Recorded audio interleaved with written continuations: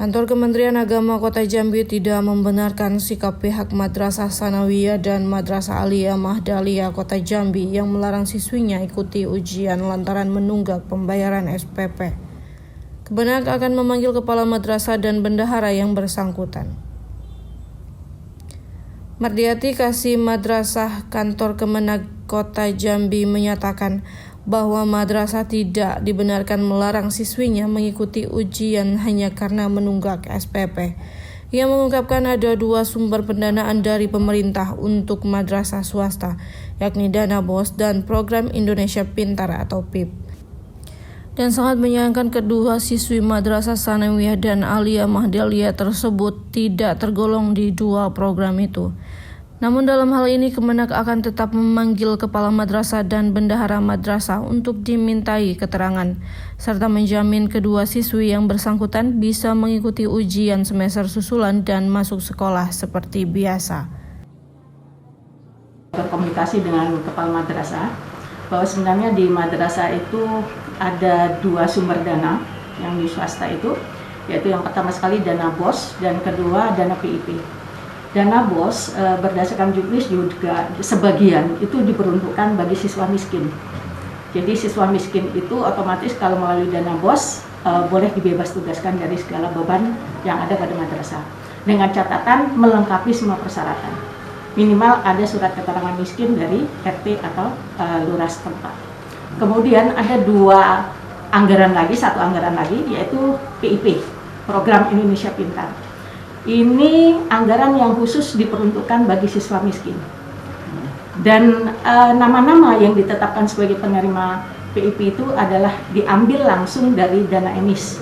Jadi kalau Diknas itu Dapodik sumber datanya, kalau kita emis.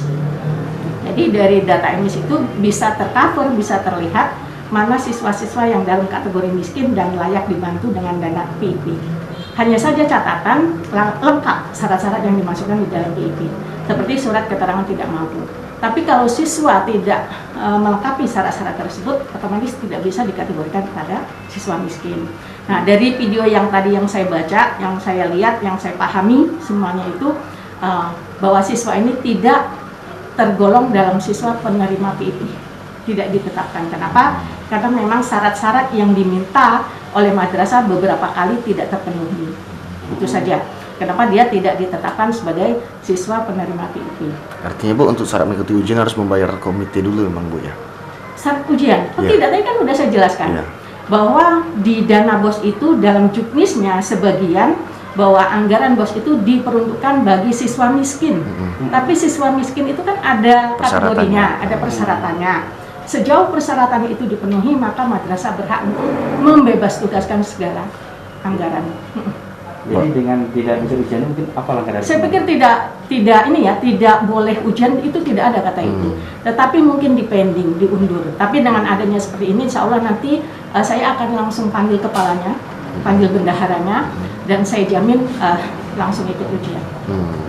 Jadi tidak ada kategori, nggak boleh ikut ujian, tidak. Apalagi masa corona ini semuanya mendapat keringanan.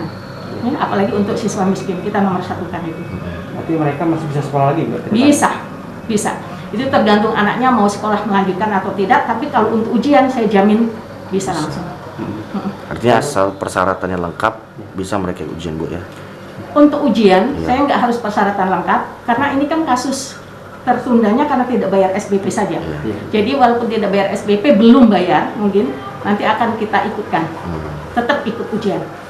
Tapi kalau mau melanjutkan sekolah di situ, di madrasah itu tergantung anaknya. Apakah mau melanjutkan atau tidak. Karena dengan berita seperti ini, otomatis ya mereka juga udah membaca dan ada sedikit malu mungkin kan. Jadi malah efek fisiologis ini sebenarnya. Kontributor BTV Febri melaporkan dari Kota Jambi.